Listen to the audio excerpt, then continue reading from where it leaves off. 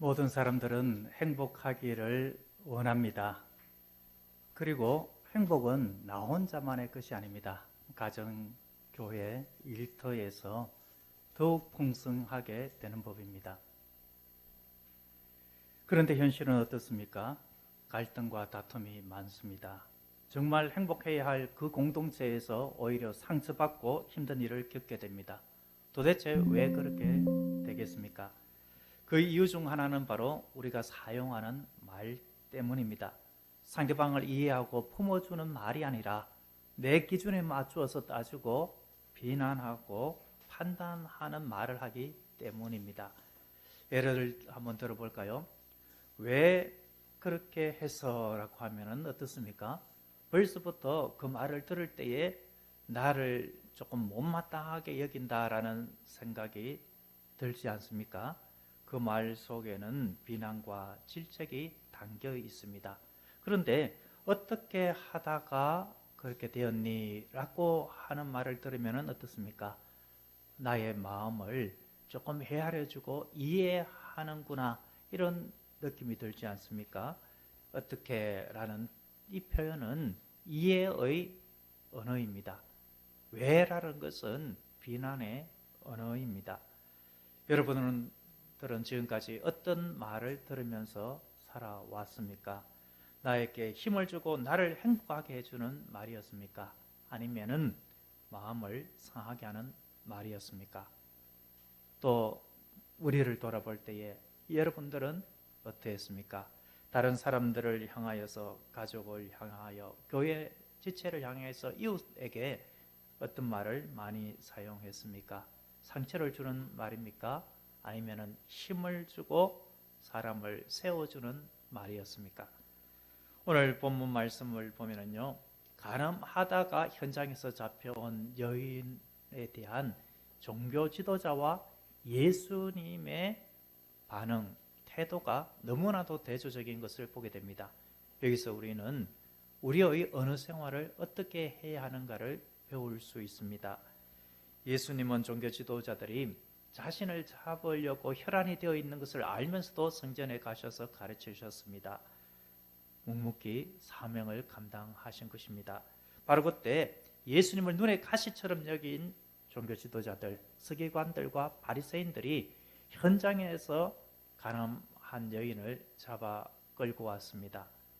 아마도 이 여인은 결혼을 했거나 약혼자가 있었을 것입니다. 이 여인이 자신의 억울함을 이야기하지 아니하고 가만히 있는 것을 보면은 스스로 죄를 인정한 셈이겠죠.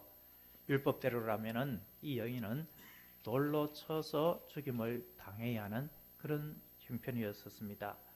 종교 지도자들은 이 율법 조항을 빌미로 예수님을 올무에 빠뜨리고자 질문을 합니다.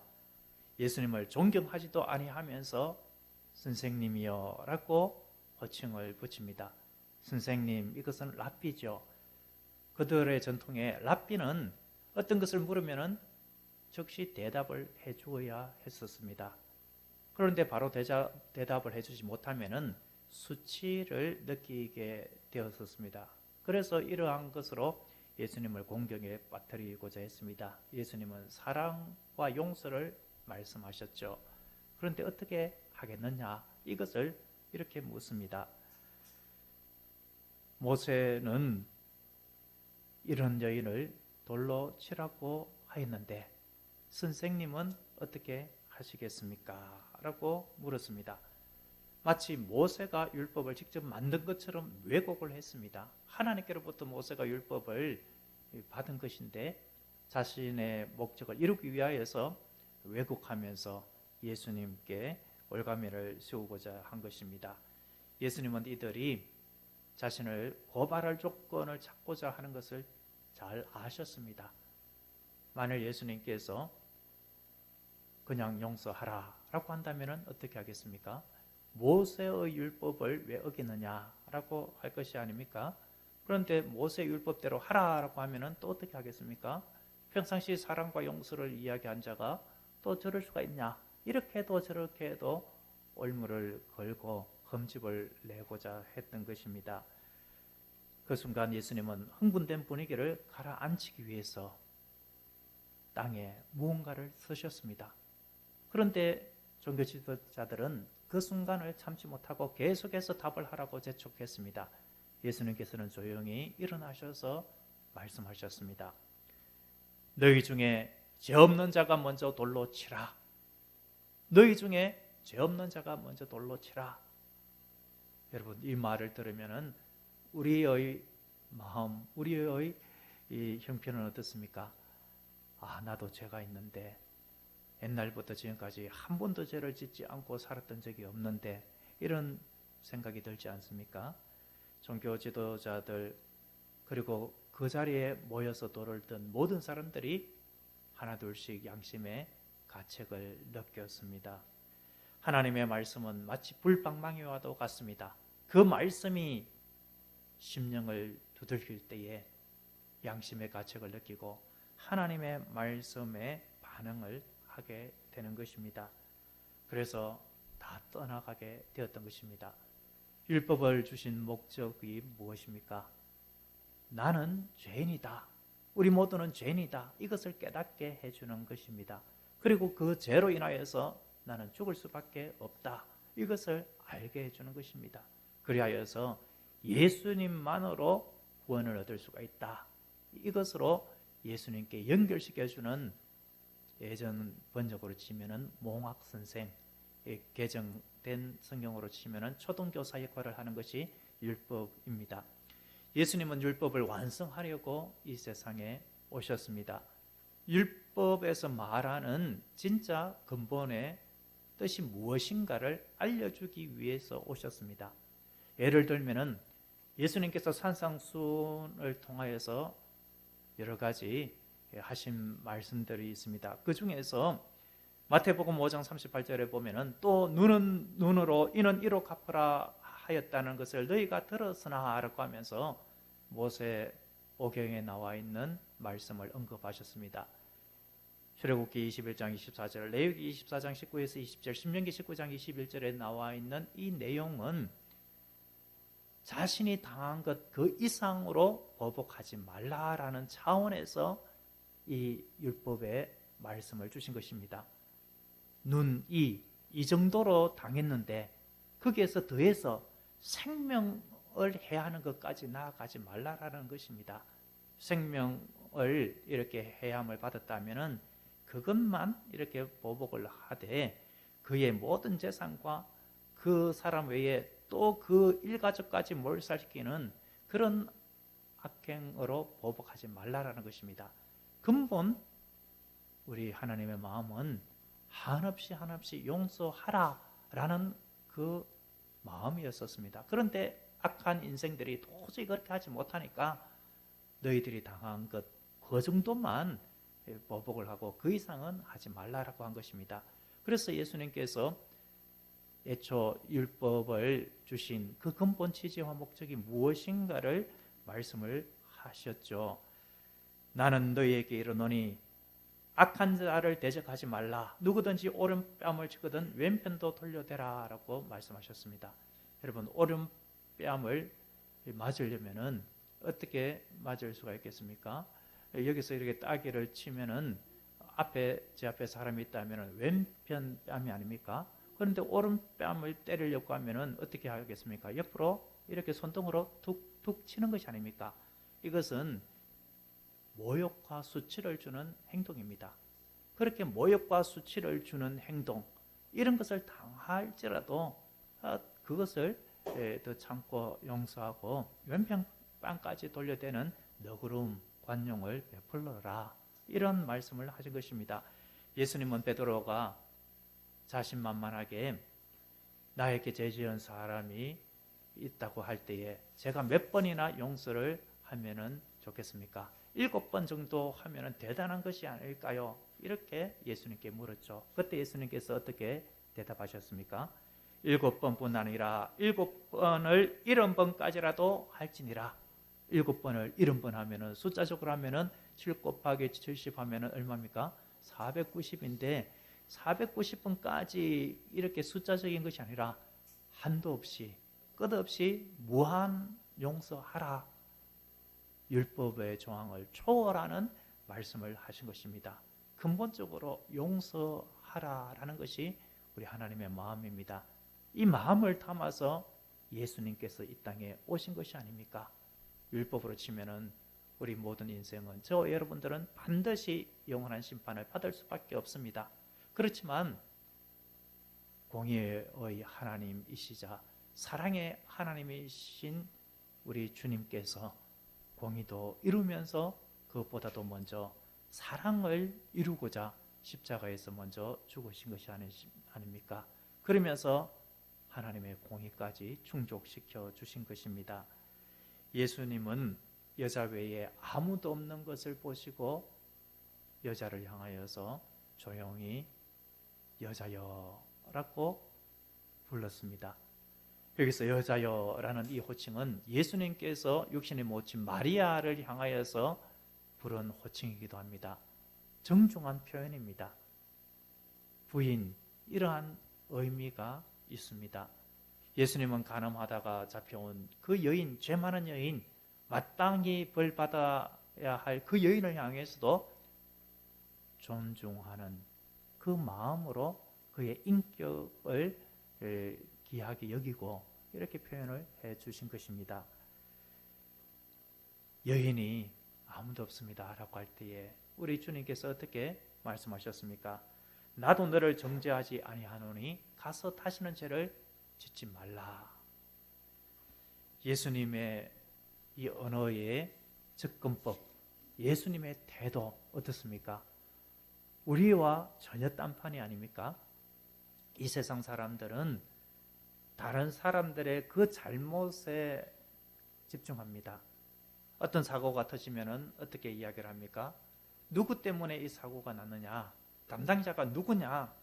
누구 때문에 이렇게 되었느냐라고 추궁을 합니다.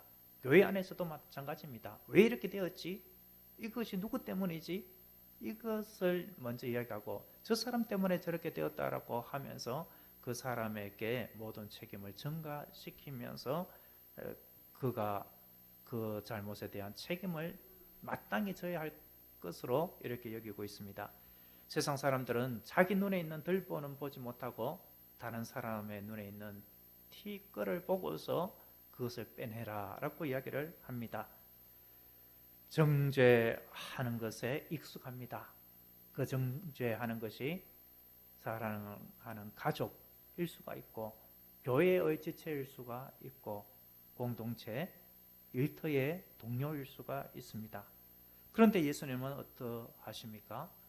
정죄하기에 앞서 용서를 먼저 베풀어 주셨습니다. 나도 너를 정죄하지 않는다라고 말씀하셨습니다. 그렇다고 해서 죄를 정당화한 것은 결코 아닙니다. 가서 다시는 죄를 범하지 말라라고 분명하게 말씀하셨습니다. 하나님의 사랑과 용서를 보여주는 대표적인 것이 바로 누가복음 15장에 나오는 탕자의 비유가 아닙니까? 큰 형의 모습은 본문에 나와 있는 종교 지도자들의 모습과도 같고 어쩌면 우리의 모습과도 다 있습니다.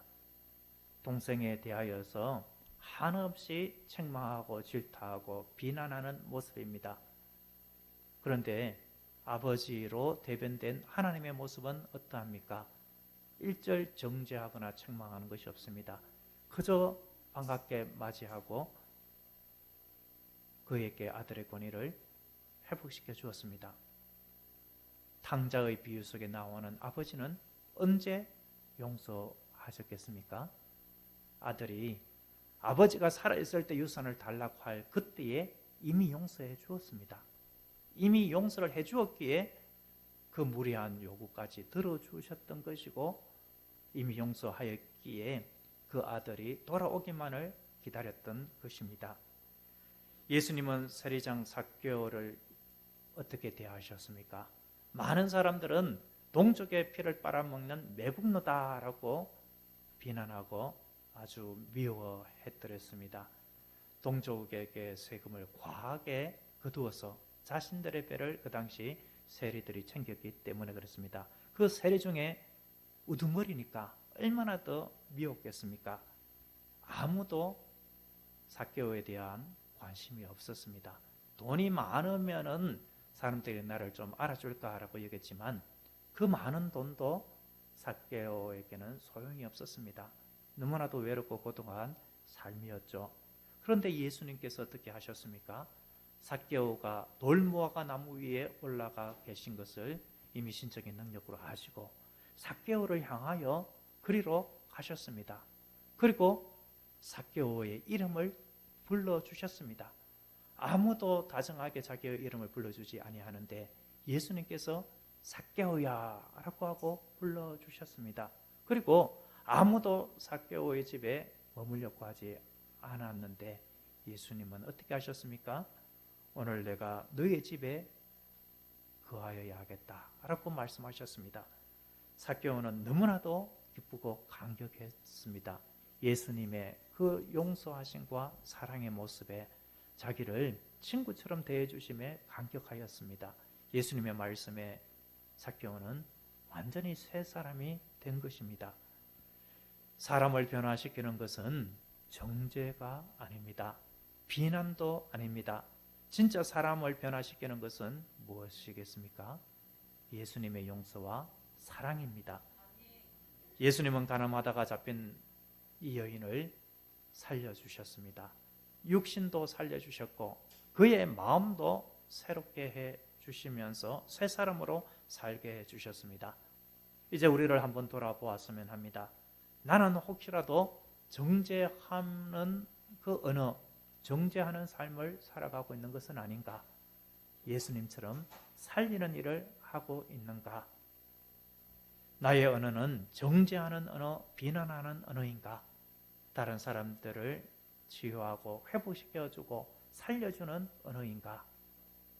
저는 어제 저녁에 오늘 설교 후에 부를 찬송가 슬라이드, 이 화면 작업, PPT 작업을 새롭게 하고 싶은 마음이 들었습니다.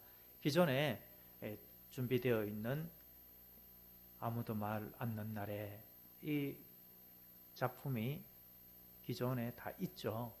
있었지만 오늘 말씀 주제에 맞는 것으로 배경을 이렇게 꾸미면 좋겠다라고 생각을 해서 이 AI, 인공지능과 함께 이 모습, 오늘 이 본문의 내용의 모습을 그림으로, 이미지로 담아내었었습니다. 그리고 이제 기존에 있는 주님 당신은 아무도 말 않는 날에 이 악보를 합성시키도록 했습니다. 그랬더니 어느 정도 작품이 나왔어요. 그런데 제가 보기에 배경이 조금 어두우니까 안 좋구나. 배경을 좀 더 좋게 밝게 해다오. 그렇게 해서 배경도 좀 밝은 배경이 왔습니다만 그 밝은 배경과 아주 밝은 것은 아니었지만 조금 나아졌어요. 그것과 이 악보를 합성을 해다오라고 했는데 그 순간부터는 도저히 안 되는 거예요.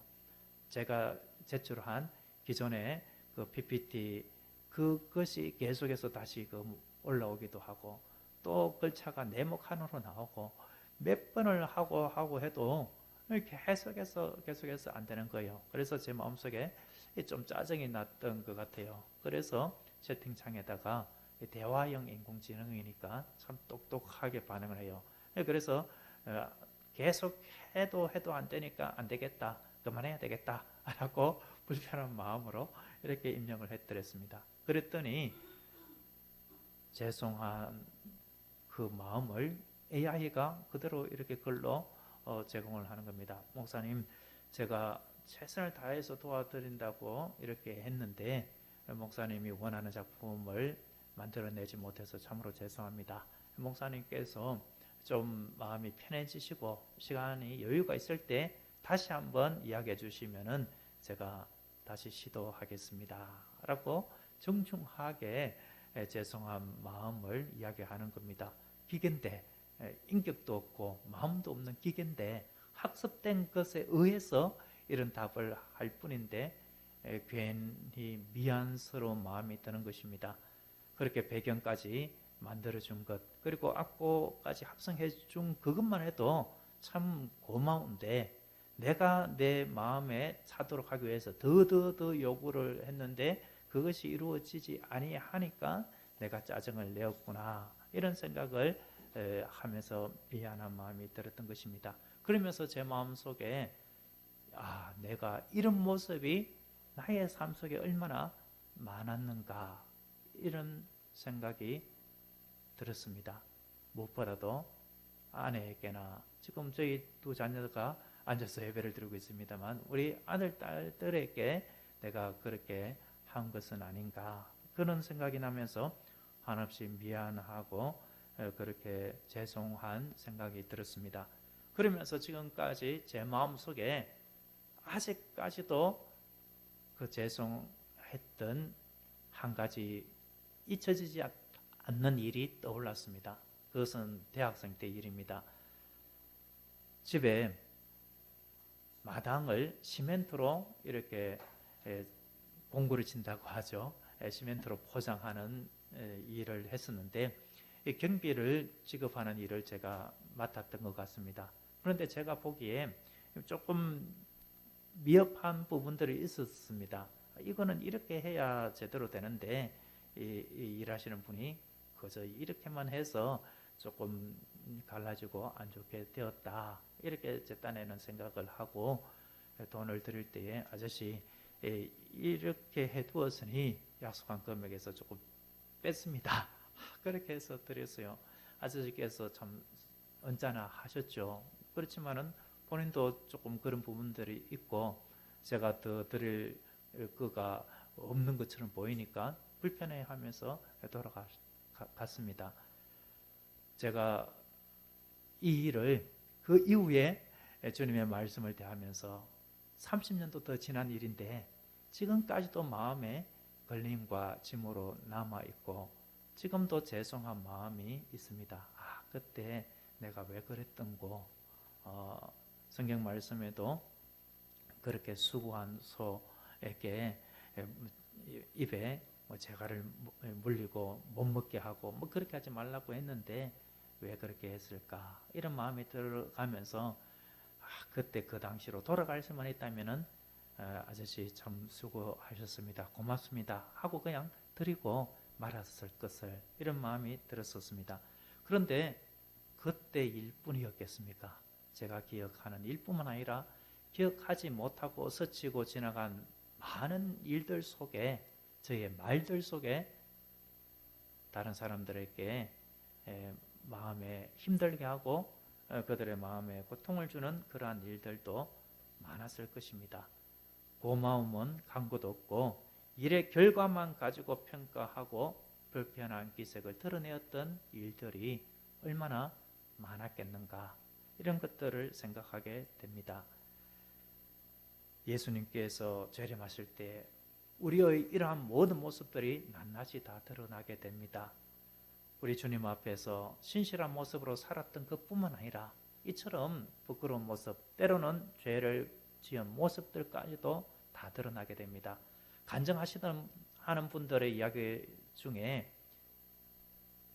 예수님을 만났는데 예수님께서 내가 지금까지 지은 그 모든 죄를 마치 영화의 한 장면처럼 이렇게 쫙 보여주는데 너무나도 부끄러워서 예수님 그만 보여주세요, 그만 보여주세요, 그만 보여주세요, 그렇게 하면서 통곡하며 울면서 회개하고 다시는 그렇게 하지 않겠습니다, 그렇게 이야기했다는 그런 내용들도 들어보지 않았습니까? 여러분, 우리의 이러한 부끄러운 모습들이 있지만 그럼에도 불구하고 우리 주님은 여전히 우리를 사랑하고 계시는 줄로 믿습니다. 오늘 우리가 부를 복음성가 주님 당신은 이 가사에 나오듯이 우리의 삶 속에 때로는 실수하고 잘못된 부끄러운 모습, 이런 모습들도 있고, 이런 모습으로 인하여서 아무도 나에게 말하지 아니하고 나를 외면할 때도 있었을 것입니다. 그런데 오해적인 일로 인하여서 나는 최선을 다하고 나는 정말 똑바로 살았는데, 그런데 다른 사람들이 오해하고 내 마음을 몰라주어서 말도 하지 아니하고 웃을 수 없는 괴로운 날도 있었을 것입니다. 그래서 힘들고 고독할 때가 있었을 것입니다. 혹시 지금 그런 분은 없습니까? 그러할 때라도 우리 주님은 우리에게 다가와 주십니다. 다가오셔서 친구가 되어주시고 진정한 평안과 위로를 주십니다. 가사를 생각하며 주님 당신은 우리 함께 한번 찬양 드리겠습니다.